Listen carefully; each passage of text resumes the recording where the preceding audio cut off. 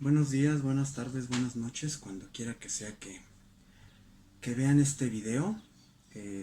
Hoy es 21 de abril de 2020. Hoy el gobierno federal acaba de activar la fase 3 de la contingencia sanitaria en México, lo que significa que si antes estábamos más encerrados, ahora la cosa se va a poner peor. Pero no es nada que deba preocuparles a ustedes. Bien, el día de hoy, como se habrán dado cuenta, tenemos esta belleza aquí. Muchos de ustedes lo conocerán, muchos de ustedes no, pero seguramente sus papás o inclusive sus abuelos llegaron a jugar con esas maravillas. Tenemos ni más ni menos que un Atari 2600, es propiedad de su profesor, es perfectamente funcional. Vaya, tiene muchísimo tiempo que no lo juego, pero les aseguro que si ahorita le enchufamos un eliminador, funciona.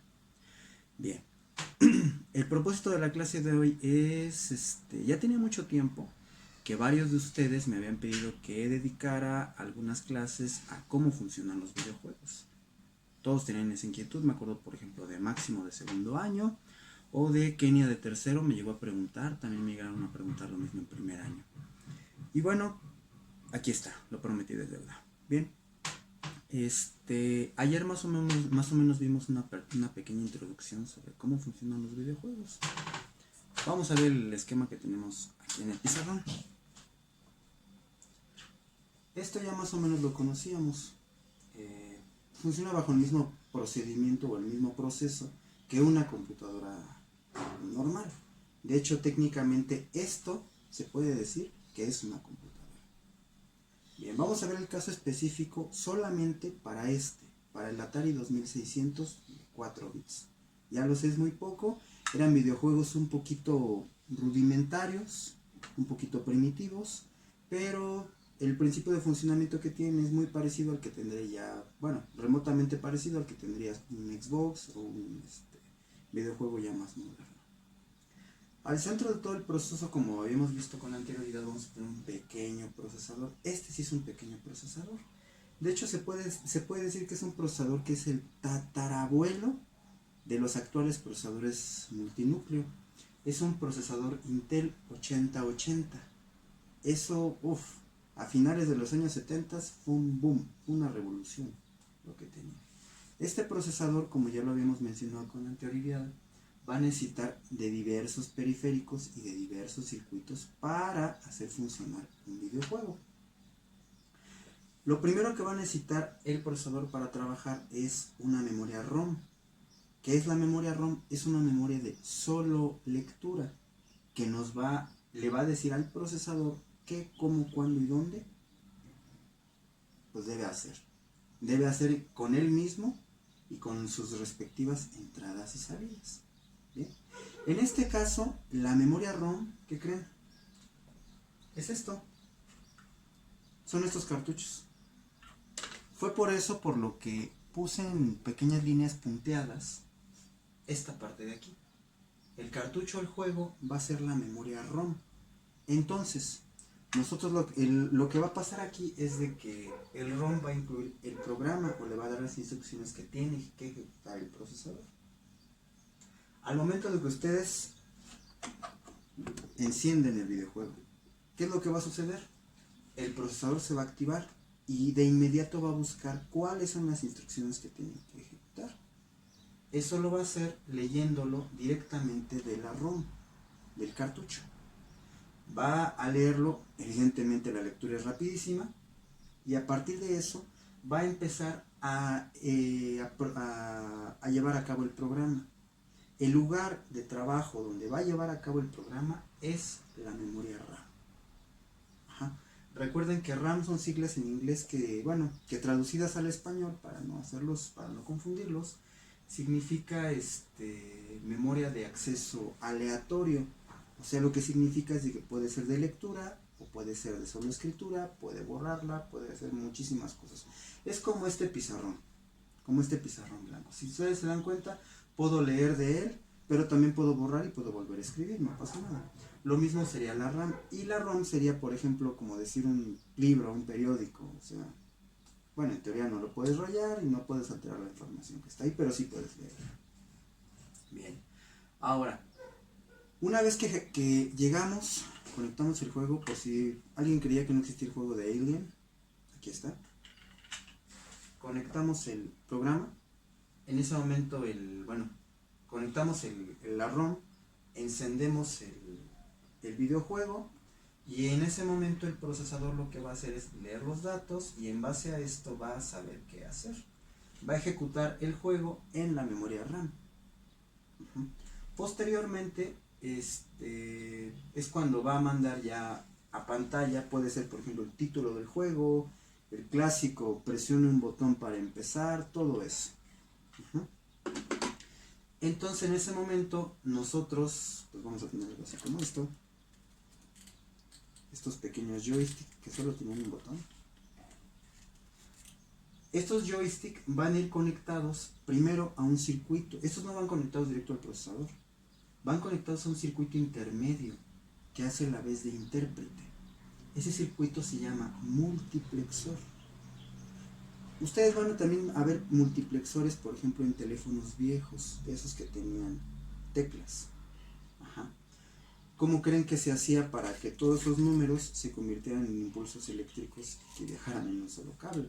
Eso era porque el multiplexor convertía esos números, esos impulsos eléctricos, en un código binario. Lo mismo va a pasar en este caso. Aquí podemos tener 2, podemos tener hasta 4 controles conectados a este multiplexor. El multiplexor va a interpretar esto y lo va a mandar hacia el procesador. Ya de acuerdo a cómo sea el desarrollo del juego, va a determinar con ayuda de la memoria RAM si, por ejemplo, en caso de que sea Pac-Man, vas hacia arriba, vas hacia abajo, si te come el fantasma, etcétera, etcétera, etcétera.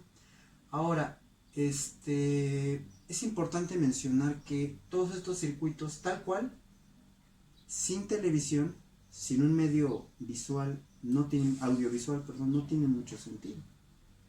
Ahora el procesador habla un lenguaje muy diferente al lenguaje que nosotros entendemos. Él habla un lenguaje de unos y ceros. ¿Cómo transforma esto en audio y en video? Lo hace mediante este circuito de audio y video. Lo que va a hacer es convertir esta información en algo que la televisión puede convertir en una imagen y que también puede la televisión transmitirlo como un sonido. Lo va a hacer por medio de este cable. Si se dan cuenta, es un solo cable. Vean, por ejemplo, un videojuego más moderno tiene, ¿cuántos? 3, 6 cables, o ya inclusive tienen entradas HDMI. Son algo totalmente diferente que luego platicaremos. Ahora estamos con el ejemplo más simple. Bien, entonces lo que va a hacer es simple y sencillamente convertirlo y mandarle una señal que la televisión puede interpretar y puede proyectar y puede convertirlo en audio. Entonces, en base a lo que nosotros vemos aquí, vamos a reaccionar con el control y así se va a llevar a cabo el videojuego. Si queremos cambiar el juego, simplemente apagamos el videojuego, desconectamos esta ROM, conectamos esta, desconectamos y conectamos esta. Tenemos otro juego. Desconectamos, conectamos este. Y así. Fue una manera simple en la que los fabricantes pudieron hacer algo un poquito más resistente. Recuerden que esto iba a estar en manos de cualquier tipo de usuario. Podría ser un niño, podría ser un adulto. Nada más que en aquel entonces los videojuegos se pensaban que eran exclusivamente para niños. Hoy el caso es muy distinto. No fueron el primer sistema que se usó para videojuegos. De hecho, su antecesor fueron estos. Estos son disquetes flexibles de 5 1/4 de pulgada. Originalmente tú, si querías cargar un videojuego, bueno, la desventaja de esos es de que les cabe muy poquita información. Ni siquiera una imagen no cabe aquí, una canción menos. Para poder subir una imagen necesitaríamos por lo menos unos 4 de estos más o menos. ¿Cómo era como funcionaban los videojuegos aquí? Teníamos que tener una unidad lectora de disco, prendíamos esto y esto debía leer el disco y mandarlo a la RAM. Como era muy pequeño, cambiábamos. Otro disco, lo leía todo, lo mandaba a la RAM. Otro, lo mandaba a la RAM. Otro, lo mandaba a la RAM. Otro, lo mandaba a la RAM. ¿Cuánto tiempo tarda este proceso? Fue por eso por lo que Atari, por ejemplo, optó por este sistema, que es muchísimo más eficiente. Sí, los cartuchos eran más caros, pero lo puedes aventar si quieres, no pasa nada. Muy bien, un error común que todo mundo cometía en esos cartuchos, cometía en el Nintendo 64, era soplar aquí. Eso pues nada más era como una especie de efecto placebo, nada más provocaba como cierta impresión de que se limpiaba, porque realmente no. Lo que hacía que tuvieran un mal contacto es de que aquí se depositaba óxido, por así decirlo, o se desgastaban los terminales. La mejor manera realmente era abrirlos y limpiarlos, no tanto así soplarles. De hecho, soplar era lo peor que podías hacer porque los llenabas de saliva y los llenabas de más corrosión. Pero bueno, espero que no haya dudas. Recordemos que aquí el bus de datos es un bus de datos pequeñito, solamente es de 4 bits. Esa es la razón por la cual estos juegos son bastante rudimentarios. Aún así, es importante mencionar que este sistema es muchísimo más poderoso que esto. Recuerden que esto es una computadora automotriz. De hecho, es un carro relativamente moderno, por ahí del 2008. Y esto tiene menos capacidad de proceso que esto. Este se parece más a un Arduino. Entonces, para que le digan a sus papás que no se dejen la pantalla por el mecánico. Muy bien. Ahora, por último, hay ciertos juegos que tienen características diferentes, aunque pertenezcan a la misma consola. Hay juegos que tienen mejores, juegos que tienen peores gráficos. Por ejemplo, en este antiquísimo juego de Intellivision, The Masters of the Universe. Ajá. Si ven ustedes, aquí tiene este pequeño letrero que dice, bueno, traducido al español, nuevos supergráficos.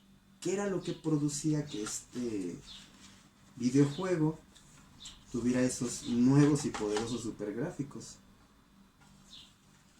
Lo que pasaba es de que al interior de estos pequeños cartuchos, caso similar a este juego es bastante legendario dentro del mundo del Atari, Pole Position, es de que tenían, aparte de una memoria ROM, tenían un circuito que ayudaba al procesador a generar mejores gráficos. Llegaban a tener circuitos auxiliares.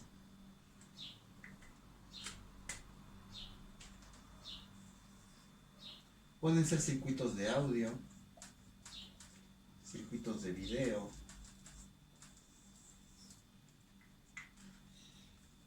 cuya función era ayudar a que un trabajo más pesado se lo hacían un poquito más liviano al procesador. Por ejemplo, Pole Position, para las limitadas capacidades de esta consola, ya era un juego que tendía a ser un poco burdamente tridimensional. Pero para las capacidades de este procesador estaba extralimitado. Todo lo que tenía en su interior, de hecho el juego es un poquito más pesado por lo mismo. Lo que tenía era algunos circuitos de audio, algunos circuitos de video o algunos circuitos de memoria, por ejemplo como una RAM adicional aquí adentro, que le ayudaban a hacer el trabajo un poco más ligero. Bueno. Por último,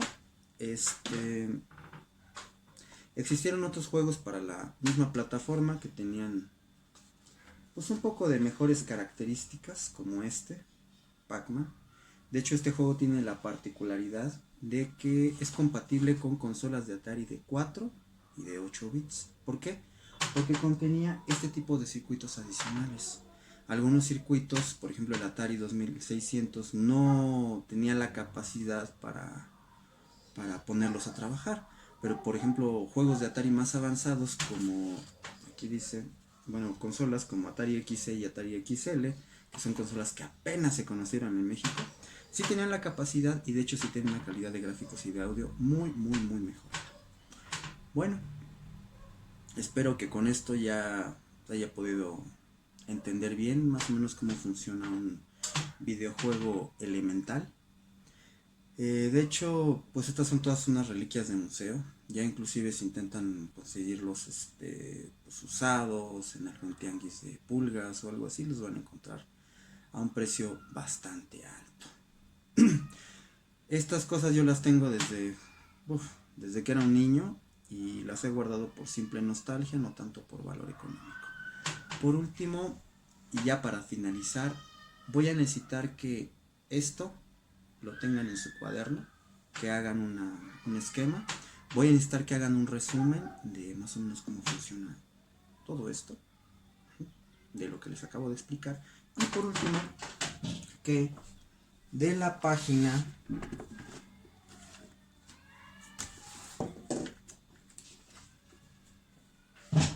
15 a la 17, para la próxima semana, tengan listo un pequeño resumen, no, perdón, pequeño resumen no, sino que respondan ese cuestionario. Perfecto. Bueno, espero yo que la carga que les estoy dejando no exceda la que normalmente teníamos en clase. Pues yo más o menos haciendo la cuenta, creo que es algo bastante ligero.